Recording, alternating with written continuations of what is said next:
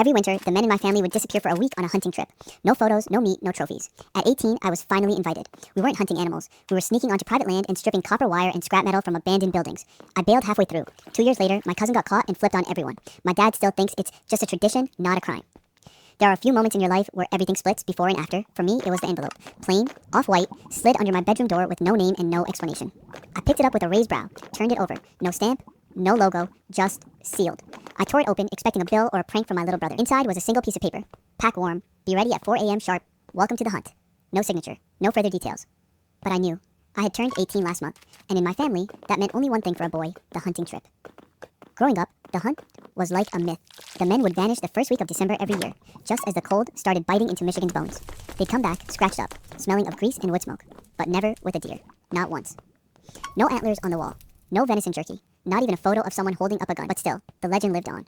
Uncle Dale used to claim they hunted ghost bucks, animals too smart and too fast for anyone to catch. Cousin Mark, who got the invite when he turned 18, came back a little different. Quieter, jumpier. When I asked what they hunted, he just muttered, "You'll see when it's your turn." Now it was my turn. I should have been excited. I'd waited years for this. Finally, I'd be part of something sacred, something male and primal and ours. Instead, I fell off. Like I was being handed a secret I wasn't supposed to know. That morning, I stood by the curb with my bag and thermals on, my breath fogging the air. A beat-up Chevy Silverado rolled to a stop in front of our house. My dad was in the passenger seat, staring straight ahead. Uncle Dale was driving, his grizzled face lit by the glow of a cigarette. "Get in the back," Dad said without looking at me. The truck door creaked as I climbed in. In the back seat sat Cousin Mark, arms folded, eyes shadowed under his camel hat. He gave me a tight nod. I nodded back, trying to ignore the gnawing feeling in my stomach. We drove north, out of town, past the highways, into frostbitten woods and long abandoned towns where half the buildings were boarded up and the other half looked like they'd just given up. No one spoke. No music, just the occasional flick of Uncle Dale's lighter or Dad spitting out the window. After nearly 3 hours, we turned off the main road and followed a snow-covered path deeper into the trees. Eventually, we stopped near what looked like a crumbling auto shop, half eaten by rust and vines. "This is it," Dad said. I looked around. No cabins, no blinds, no guns, just broken buildings. I frowned. "Where are the rifles?" Mark let out a low chuckle like he'd been waiting for that question. "Don't need 'em."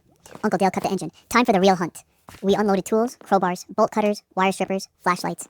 I watched in silence as they opened the back of the truck to reveal crates. Not ammo or food, but coils of copper wire, chunks of stripped metal, car batteries. I blinked. "What the hell is this?" Dad clapped me on the back. "Welcome to the family business, son." My mouth was dry. "We're not hunting animals?" Uncle Dale snorted. "Animals? Kid, we're hunting treasure." Cousin Mark gestured to the crumbling shop. "That place has copper pipes and old generators. If we're lucky, maybe some platinum in the converters." I stared at them like they were aliens. "You're stealing?" Dad scowled. "Don't call it that.